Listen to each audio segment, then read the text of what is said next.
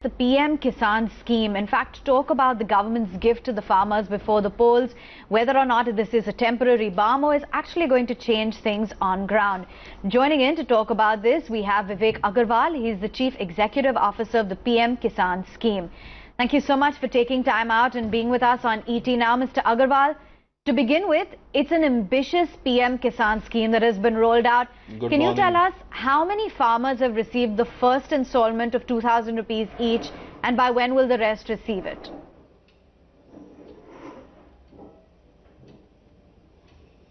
So on 24th, when Honorable Prime Minister launched the scheme, about 1 crore 1 lakh 6,880 farmers got the money in their bank accounts. And the potential number would go beyond 12 crores farmer families in the country. All small and marginal farmer families are eligible under this scheme. There are very few exclusions like members of parliament, MLAs, mayors or government servants who are in higher civil service or up beyond group 3. Group 4 employees are of course eligible if they are small and marginal farmers. And you don't have to be an income tax payer. If you're an income tax payer, then also you are ineligible. Rest of the small and marginal farmer families are eligible. So we are hoping to reach all these families by 31st March. Okay. Vivek, also want to understand, out of the total farmer beneficiary base, now many will also miss out from the states which won't be a part of the coverage, I'm guessing. Are some states being hostile at this stage then?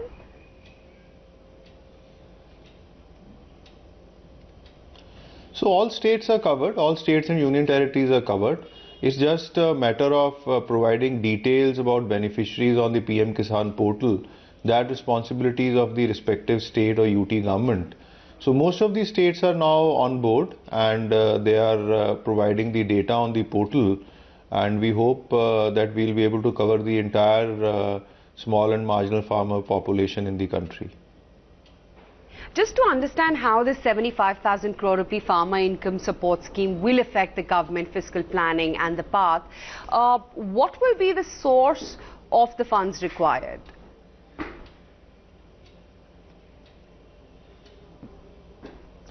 So this is a scheme which is a central sector scheme, and budgetary allocations have been made according to the requirement of fund transfer. So we've got a supplementary grant of 20,000 crores for this financial year 2018-19, and there's a 75,000 crore allocation for the 19-20 financial year. So money has been provided by Government of India budget, and the line of funds has been made open to us, and these funds are available for implementing the scheme as of now. Okay. Are there any other innovative funding approaches that are being tapped?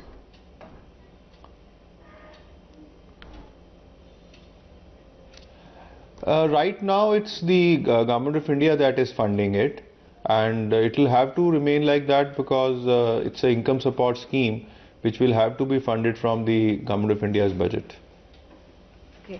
How much then could the bill rise to if other spheres of farmers' needs are included later on? I mean, as part of the objective and vision of this scheme, what's the roadmap really going to be beyond 2019?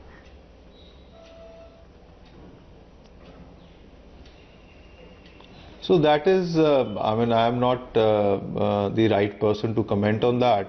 But what one is hoping is that whatever funds are going to the farmers' hands, they will be used not only for their daily needs but also for improving the farming practices.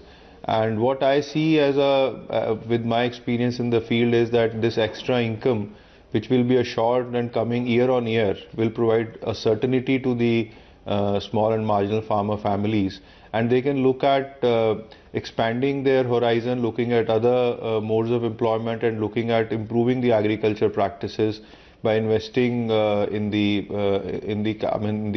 improvement of land which they are tilling. What do you think then could be some of the execution difficulties or challenges?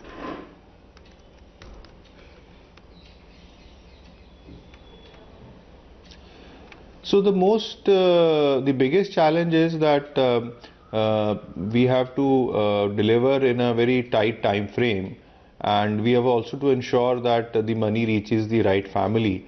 So lots of checks and balances have been introduced. We are doing a 3-stage verification process, so the money reaches in the right hands.